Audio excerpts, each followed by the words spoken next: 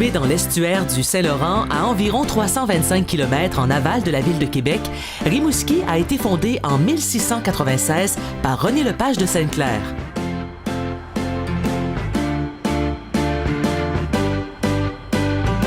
Tout le long du boulevard longeant le centre-ville de Rimouski se trouve la promenade de la mer. Plusieurs s'y retrouvent pour jogger, faire du vélo, prendre de grandes marches ou encore observer le magnifique paysage.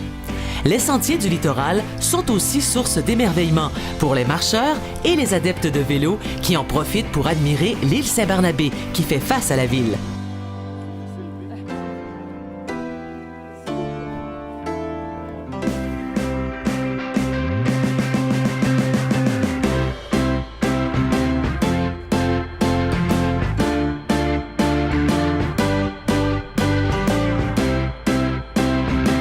Chaque ville a son trésor.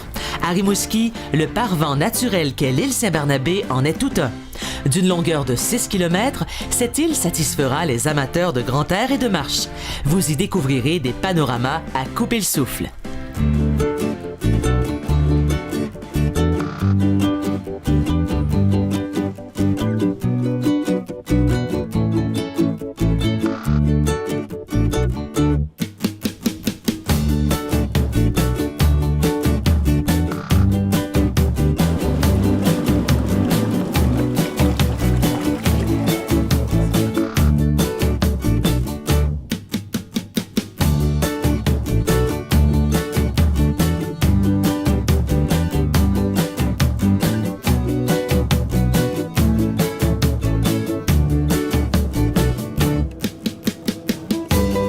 À moins de 30 minutes de Rimouski, en vous dirigeant vers l'est, vous tomberez sous le charme des Jardins de Métis, classés site historique patrimonial en 2013. Les Jardins de Métis combleront de bonheur les amateurs de verdure et de fleurs. Des jardins fleuris en abondance et la sensation d'être ailleurs.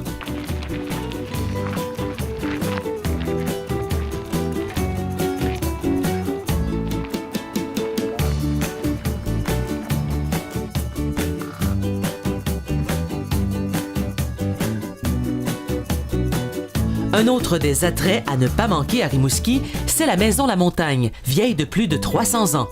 Son colombage pierroté, son charme pittoresque et le terrain sur lequel elle est située font de cet endroit un site enchanteur.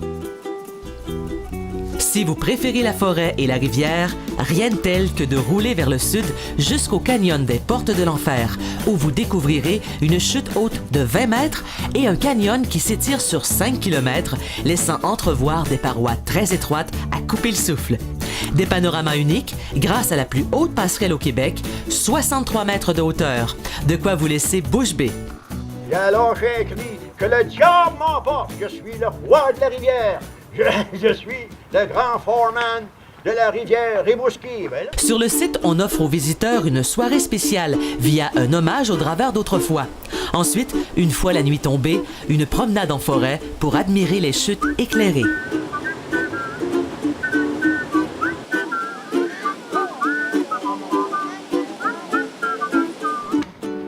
Difficile pour les plus intrépides de résister à la tentation d'aller passer une nuit à bord d'un sous-marin comme l'Onondaga.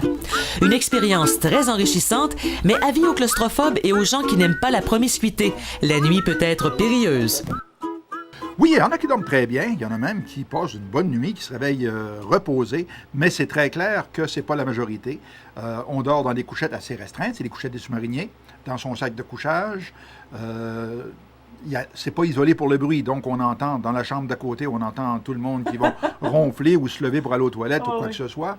Et pour ceux et celles qui préfèrent demeurer en ville cet été, ce n'est pas les espaces verts qui manquent, avec le parc Lepage, un peu plus boisé, et le parc Beau Séjour qui longe la rivière Rimouski.